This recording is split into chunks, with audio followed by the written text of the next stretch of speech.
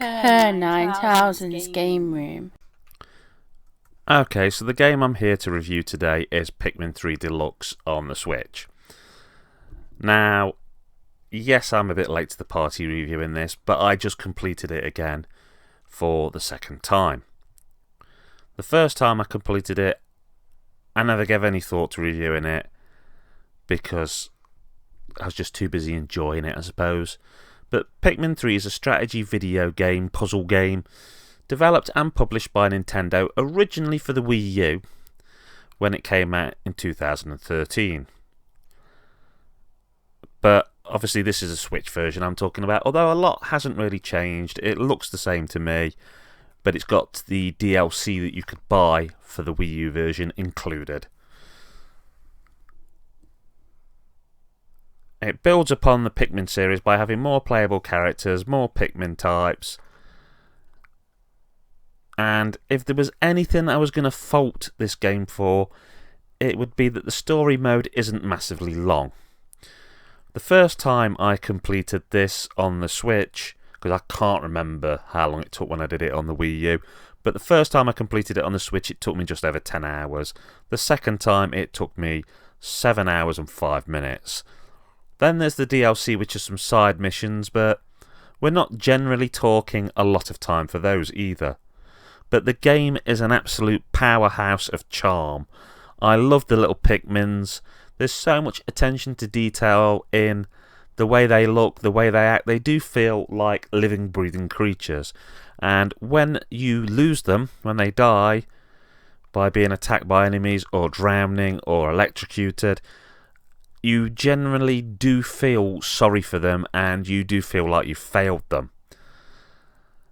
Which is quite harsh because you can't really finish the game without getting a few of them murdered. Now, you take control of little astronauts who will collect these Pikmin and control them using a whistle, and you'll use them to build bridges and amass treasures. It's a very interesting style of gameplay.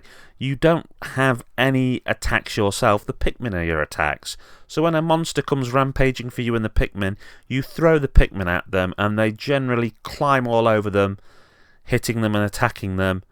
And the idea is to overwhelm the enemy by sending in enough Pikmin to do it, and hopefully the right Pikmin.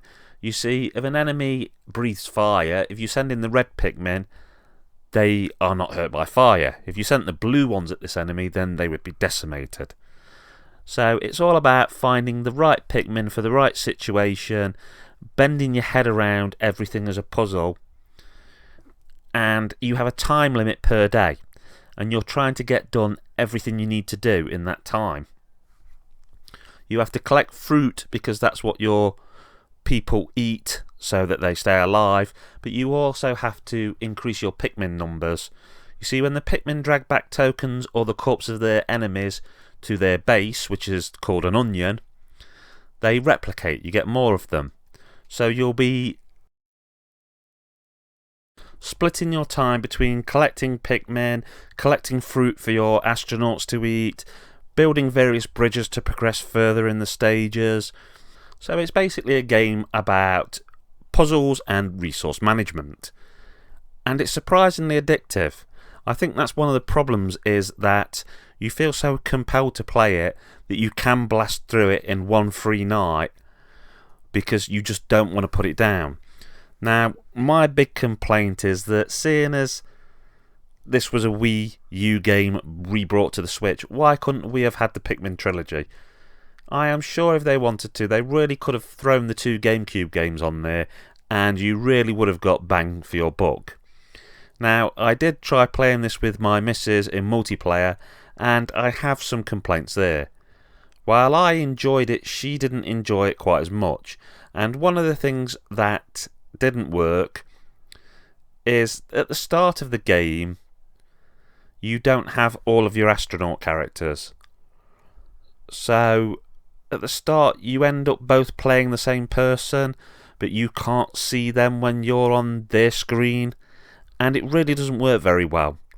I feel that if you'd picked multiplayer, they should have rewrote the script so that you had 2 astronauts available from the start, or one of you started at one side of the map and one started at the other. So instead of you trying to find the other character, you were both trying to find each other.